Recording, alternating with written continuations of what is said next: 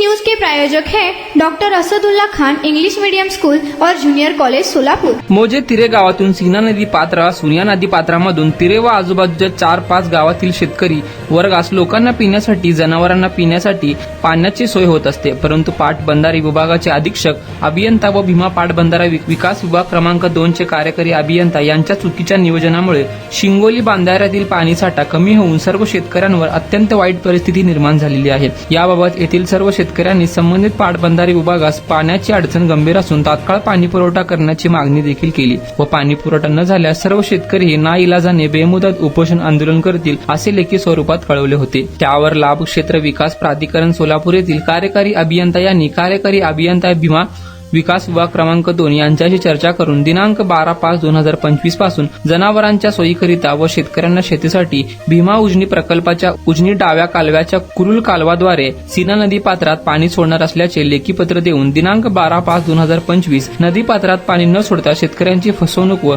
थट्टा करण्याचा प्रयत्न केला आहे। या पाटबंधारे विभागाच्या अधिकाऱ्यांच्या ढिसाळ नियोजन अंधाधुंद कारभारामुळे पुन्हा 13/5/2025 रोजी शेतकऱ्यांनी सिंचन भवन सोलापूर येथे पाण्यासाठी आंदोलनास सुरुवात केली। त्यावेळी आमदार सुभाष बापू देशमुख यांनी तात्काळ वरिष्ठ अधिकाऱ्यांची बैठक घेतली। यामध्ये सीना नदी पात्रात शेतकऱ्यांसाठी पाणी सोडण्याचे ठरलेले आहे। पाटबंधारे विभागाच्या अधिकाऱ्यांच्या चुकीच्या व ढिसाळ अंधाधुंद कारभाराचा शेतकरी वर्गातून निषेध व्यक्त करण्यात आला। सीना नदीला कोरडी फट पडलेली आहे काय आणि पाणी सोडून येते। आम्हाला पिण्यासाठी आणि जनावरांसाठी पाणी पाहिजे। आमची पिकं वाळून गेली।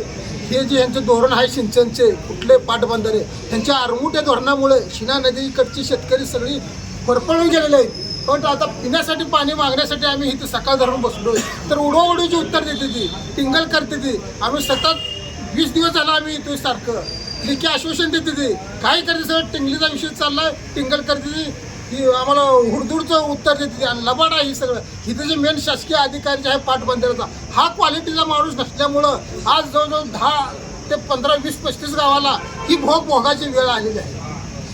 का तर अधिकारी क्वालिटीचा नाही हो, पैसे खाऊन अधिकारी झालेलं तर असावं एक, नाहीतर ह्यांनी पाणी सोडण्यामुळे लाच खाल्लेली तर असावी।